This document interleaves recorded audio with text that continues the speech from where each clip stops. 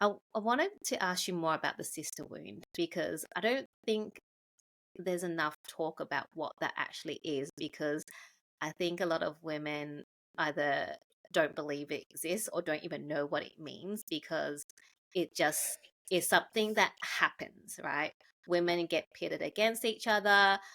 We don't understand why we can't connect with other women, or we don't feel safe in the presence of other women.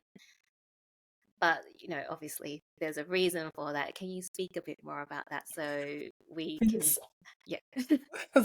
it's so funny that you say that because this is a conversation that Jenny and I've had lots of times, and that came up was initially when we talk about things like the sister wound or even the mother wound and the witch wound, we're like, oh no, I don't have that. I don't.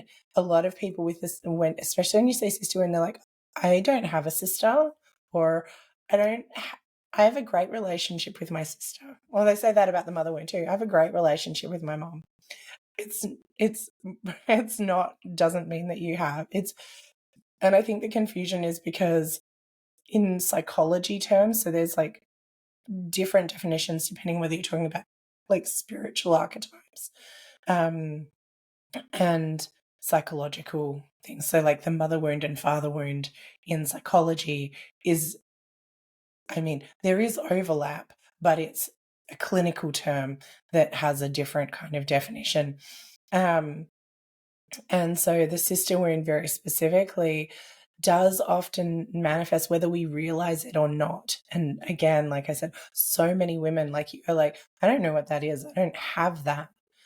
But when we start looking, when we start going back and examining, and it really is like what you like reliving or replaying stories throughout our childhood, throughout our lives. And this was very much what like what I did in my chapter, and the flow of it was going back and exploring all of the different times when relationships I had with women or with friends, with whoever, were not, where they were overly competitive, and not just like friendly competition or something, but like, right back to, being 5-year-old girls and some just in the playground where they're like, just because you don't have a certain toy or you don't have the right kind of thing, like you're a bad person, like pushing each other down, like, well, I'm better than you because.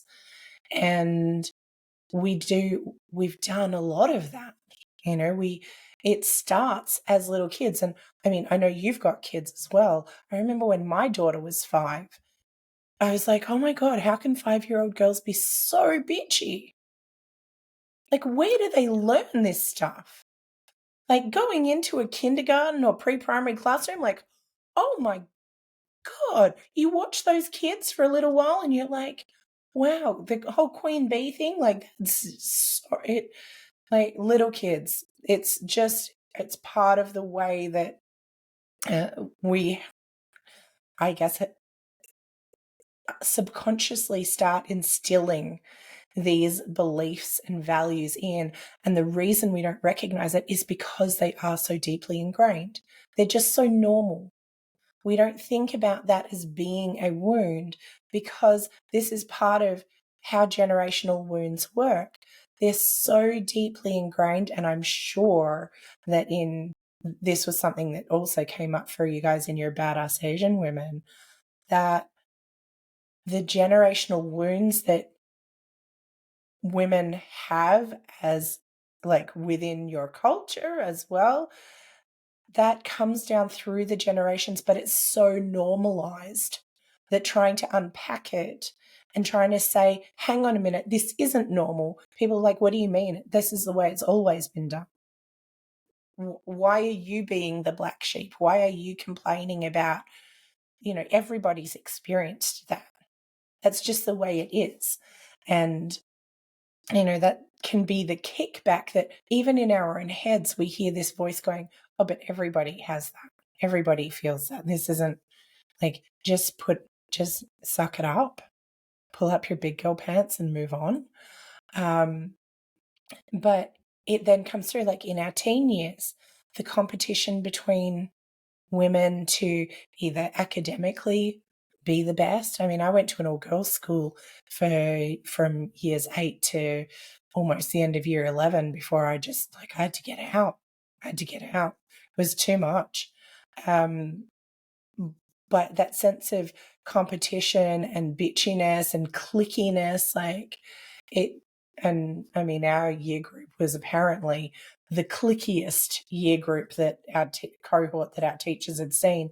And yeah, it was just too much for me.